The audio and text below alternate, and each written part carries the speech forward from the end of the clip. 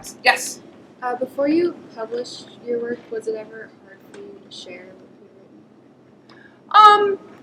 That's a good question. Because I have a rejection file that's like that thick.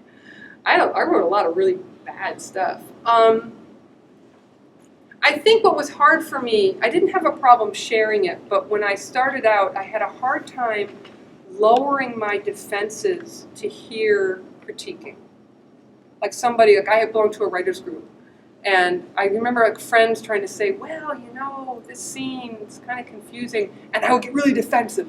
Yeah, but you don't understand, and I would like explain instead of taking a step back and going, oh, okay, now I have to take that back and look at that critique and decide if I agree with it or not, or maybe they might have a point. And I think I think it's because I was insecure.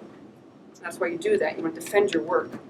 And so when I got to the point in my maturity as a writer that I stopped getting defensive about that and I could hear critiques better, then I was able to use feedback better. Does that make sense? Mm-hmm. Right. Yes? When you wrote Winter Girls, what was like the process like? What really like opened your mind to write that? Well, my friend who's a doctor, really wanted me to write it. I've never had an eating disorder. I have struggled my whole life. My mom was almost anorexic, so my mom's view of me was kind of warped.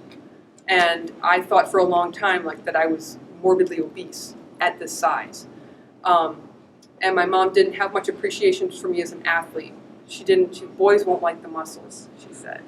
So I had some weird body stuff in my background. But I didn't understand the mind of an anorexic. That was one of the things that drove me, how can you get there?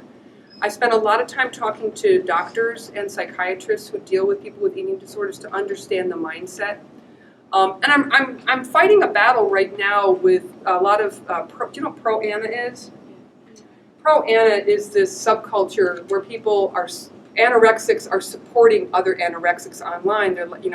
They give each other pictures of absurdly skinny people, and they stay strong, sister, and they try to encourage each other because they're all broken. Their lives kind of suck, and so they found this community of people who are starving themselves to death. And right now, what they're doing is that there are parts in my book, because it's told from the main character's point of view, where you're in her head, and people are basically stealing lines out of my book. They'll take pictures of them, and then they post them to Tumblr to encourage each other to starve themselves to death. Which makes me really angry, it makes me chainsaw whipping angry, because the whole point of the book is that the main character gets close to death, and then she finally has to choose to live, and she does. That's the whole point of the book. I told somebody the other day, it would be like if you took, the story of Cain and Abel in the Bible? It would be like if you just ripped that story out of the Bible, put it on Tumblr, and then tried to say, what the Bible really is? It's a murder mystery. I've